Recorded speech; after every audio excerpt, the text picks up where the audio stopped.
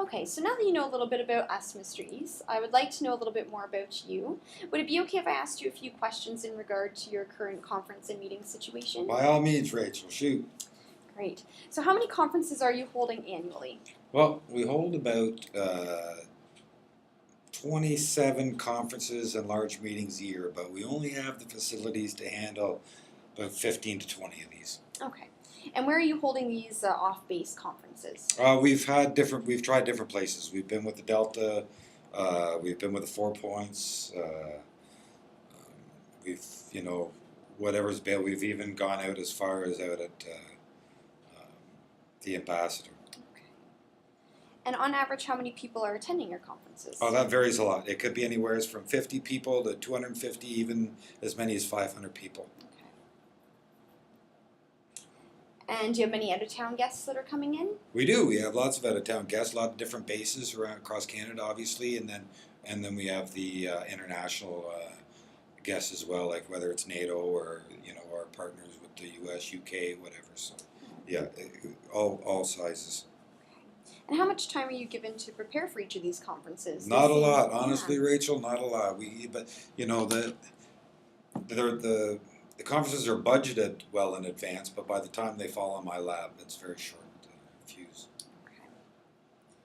And are you completing all of these projects by yourself, or do you have a staff to assist you? I have a small staff. Sometimes, I'm able to get the sponsoring unit who will take the lead for the conference to get some people from that unit to facilitate the event once it starts. Mm-hmm. But really, as far as the pre-planning and everything else, it's just a small little staff. Okay. And are you the one who's responsible for making the final decision in regards to where you will be holding these meetings and conferences? I have a great deal of influence on the decision-making process. However, it's the base commander who has the final say. Okay. I'm the one who will present him with the options. The base commander is a busy man, and so he'll just rely on the recommendations by his senior staff. Okay. So are you satisfied with the current spaces that you are, and venues that you're using for your conferences and meetings? They're all right. It can get frustrating, because every meeting or conference has to be pretty much custom made to that specific conference. Right. Definitely we need a close location because some things are even done on base, and then we'll look after transportation and that. But right. We need accommodations. We need food and beverage support. Well, that's great because we are actually the closest to the military base, so that would be very convenient for your guests that are. It is. It's a great location down there you guys have.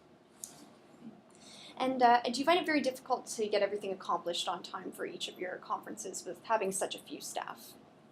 Yeah, honestly, we can. It puts us in a bad spot, especially in the eyes of the military that we support, and any guests or people from that are coming to the conferences. We really need these to come off successful. Mm-hmm. It can be stressful. And would you say that you're achieving optimal attendance at your conferences? Everybody's invited well in advance. We generally will get letters from the various units across Canada or internationally who's coming. So attendance is pretty much bang on. So some of the conferences that we have, we'll have 250 people. Other conferences, we'll have 50 people, and then there's 500 people. But they may overlap, so okay. That's what puts the strain on the staff, is if there's conferences happening simultaneously. Okay. Right. So would you say that you just mentioned that you're sometimes very stressed. Would you say that your conferences suffer as a result of these time constraints that are put on you? I suffer. Yes. Okay. But yeah, the conferences can suffer if we don't have the resources and support. Okay. That's for sure. Yeah, and it's noted. So do you believe that it would help if there was someone or just like another body to help assist you in planning and coordinating these off-base conferences? Oh yeah, by all means. Yeah, any extra help that would, take the burden off me would be very welcome, and would be reflected in my recommendations. And how could you better spend your time at work if you didn't have this worry? I would just be able to get so much more done, and I would be able to, right now I'm wearing so many hats, and it's just, um, you know, you can't do 10 things right, you know, when you just have too many different things going on. You need to be able to focus, and yeah, these conferences and meetings are just, it, it's a full-time job just in itself. All right, so just looking at the information that we've talked about today, I would say that ways that you're going to need to that you can improve your conferences would definitely be saving you time to help improve the quality. And Yeah, you're definitely right.